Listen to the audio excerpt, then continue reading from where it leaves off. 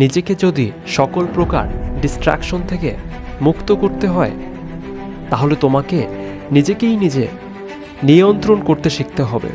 তোমার প্রতিদিনে নেওয়া প্রতিটা ডিসিশন, অ্যাকশনস, কেমন তুমি চিন্তা করছো, তোমার প্রতিটা টাস্ক, তোমার প্রতিটা পদক্ষেপ যা তুমি প্রতিদিন করে যাচ্ছ, সেই সব কিছুর মধ্যে দিয়েই তুমি ফিউচারে তোমার ফিউচার তুমিকে আবিষ্কার করে থাকো এবং তুমি তোমার ফিল্ডের সেই সাকসেসটা, যেটার পিছনে তুমি এত কাজ করছো, এত হার্ডওয়ার্ক করছো, স্মার্টলি এগিয়ে যাচ্ছ।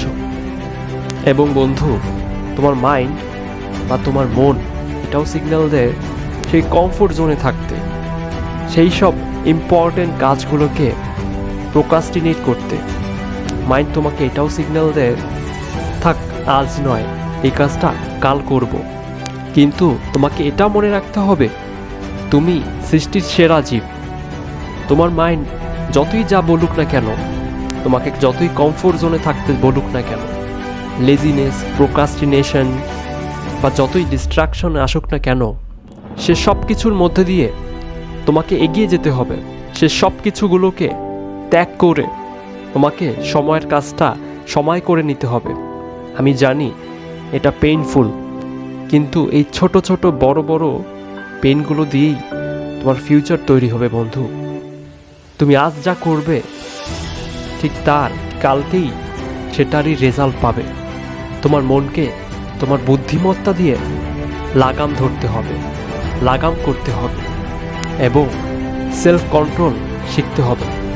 আজকের অ্যাসাইনমেন্ট আজকেই করতে হবে, সেটা কাল নয়। ঠিক তেমনই এই সব কিছুর কোঅর্ডিনেশনে বা সমন্বয়ের মধ্যে দিয়ে তোমাকে যেতে হবে, একটা ব্যালেন্স ওয়েতে এগিয়ে যেতে হবে, মেনটেন করতে হবে সব কিছুকে।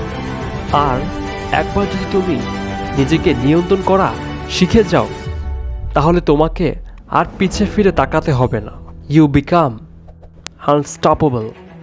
আর আজকাল তো সিগমা মেল কন্টেন্টের ট্রেন্ড চলছে, তাহলে মনে রাখো, একজন সিগমা মেল, একজন ট্রু সিগমা মেল সর্বদা শান্ত থাকে, সিচুয়েশনগুলোকে অবজার্ভ করে এবং অবশ্যই অবশ্যই নিজেকে নিয়ন্ত্রণ করতে জানে।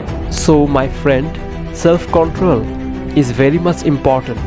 তারা যদি পারে, তাহলে তুমিও পারবে, তুমিও সিগমা মেল হয়ে যাও। গুড লাক, আল্লাহ হাফেজ, বাই।